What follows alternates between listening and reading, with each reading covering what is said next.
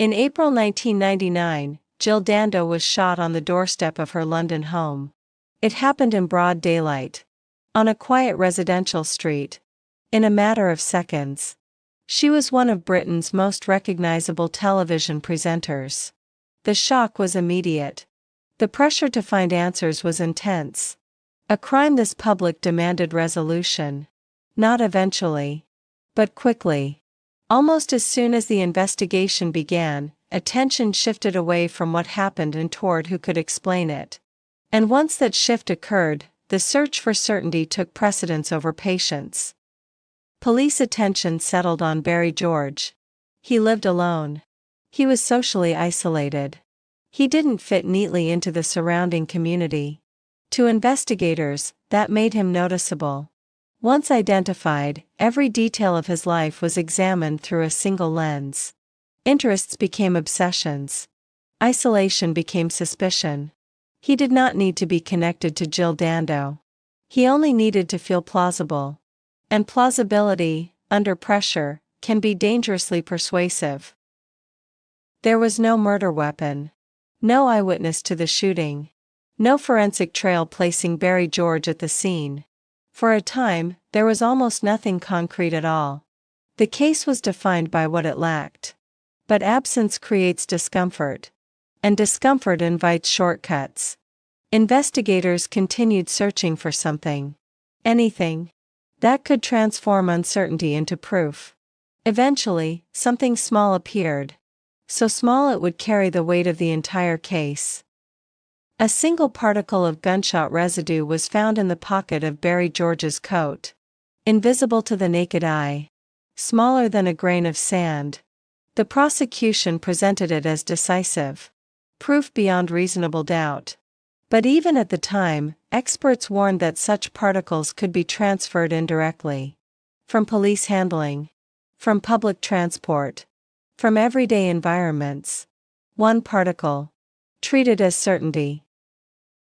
In court, the jury was told the particle could only mean one thing. That Barry George had fired a gun. The explanation was simple. Clear. Confident. And simplicity can be persuasive. In 2001, Barry George was convicted of Jill Dando's murder. The verdict brought relief to a public desperate for closure. But it rested on a foundation far smaller than it appeared. As time passed, the gunshot residue evidence came under scrutiny. Scientists re-examined the particle, and the certainty began to erode.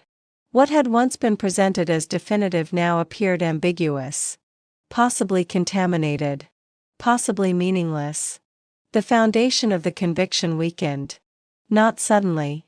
But steadily. Science had not changed the past.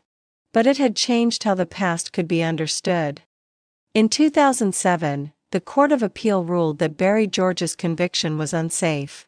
The decision centered on the same evidence that had once secured the guilty verdict.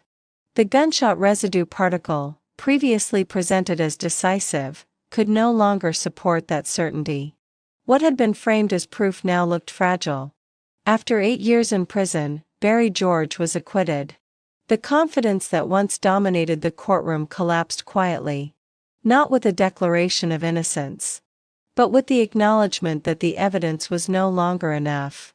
The verdict was undone. But Jill Dando's murder remained unsolved. And the certainty that once filled the room left behind only silence. Barry George walked free. The conviction was gone. The certainty that once surrounded the case had evaporated. But Jill Dando's murder remained unsolved.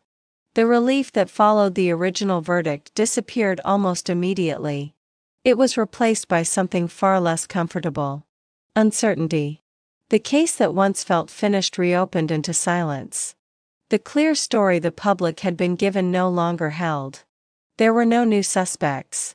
No new evidence. No answers waiting to take the place of the ones that had collapsed. The system had undone a verdict. But it had not replaced it with truth. And what remained was not closure. It was absence. An acquittal does not restore lost years. It does not erase suspicion. Barry George left prison carrying a shadow that never fully lifted. A name tied forever to a crime the courts could no longer prove. As often happens when certainty collapses without replacement, doubt did not disappear. It simply changed direction.